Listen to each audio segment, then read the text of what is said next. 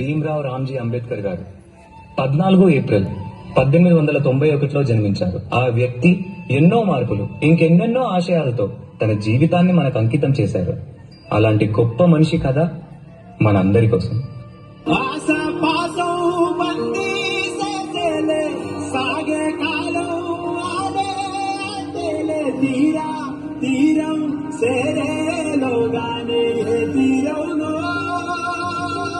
నమస్కారం మాస్టారు.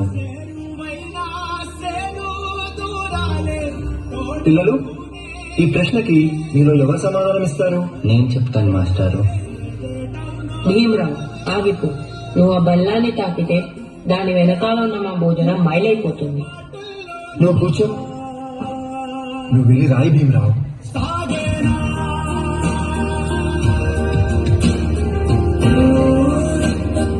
జీవితంలో నువ్వు చాలా గొప్పవాడి అవుతావు భీమరావు.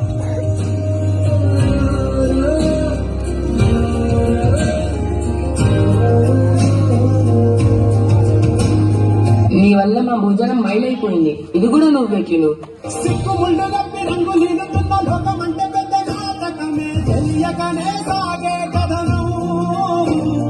నీవు పెట్టుకున్న నమ్మకాలు అన్ని పచ్చదారి బట్టి పోతుంటే కంచికి నీ కదలే దూరం.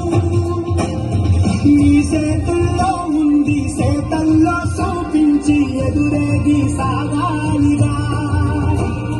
నీకేలో తేలాలంటే నువ్వు ఎదురు చూడాలిగా. చాలా దాహంగా ఉంది. తాగడానికి మంచినీళ్ళు ఇస్తారా? నీలాంటి వాళ్ళకి అదిగో ఆ మురికి నీళ్ళే, వెళ్ళి తాగు.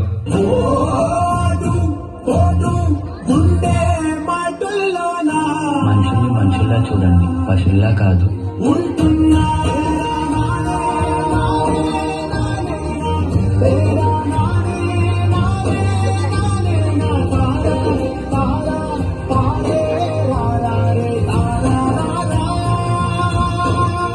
నువ్వు ఎవరికీ తల వంచకూడదు.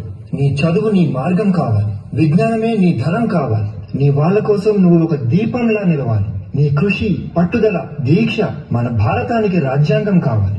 ఇప్పటి నుంచి నీ ఇంటి పేరు నా ఇంటి పేరు అవ్వాలి. అందరూ నిన్ను అంబేద్కర్ అని పిలవాలి. సరేనా భీమరావు?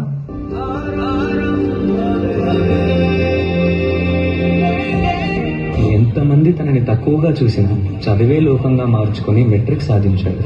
అదే సమయంలో పెద్దలు తన పెళ్లి కూడా చేశారు.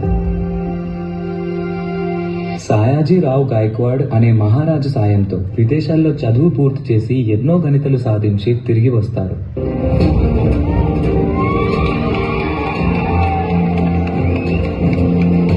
బాబా, ఇన్ని సంవత్సరాలు గడిచినా ఈ ప్రజలు మారలేదు, మా బ్రతుకులు మారలేదు. ఎలాగైనా మా తలరాత్రులు మార్చే దేవుడివి నువ్వే కావాలి బాబా.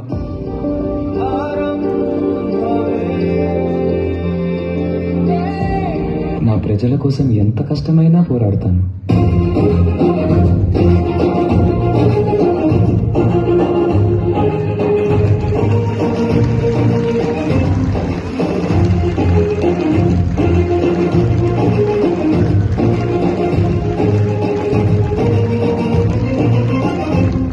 భారత రాజ్యాంగం యొక్క మూసాయుత కమిటీ అధ్యక్షుడిగా మిమ్మల్ని ఎన్నుకోవడం మాకు చాలా సంతోషంగా ఉంది. ఇన్నేళ్లకి నా ప్రజలకి, నా దేశానికి సేవ చేసే సమయం వచ్చింది.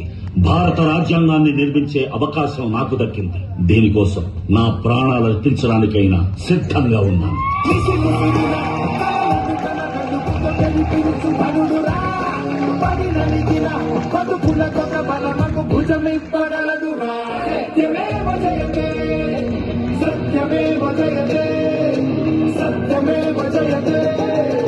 అంబేద్కర్ ని ఒక ప్రాంతానికో, ఒక కులానికో, ఒక మతానికో పరిమితం చేయలేం.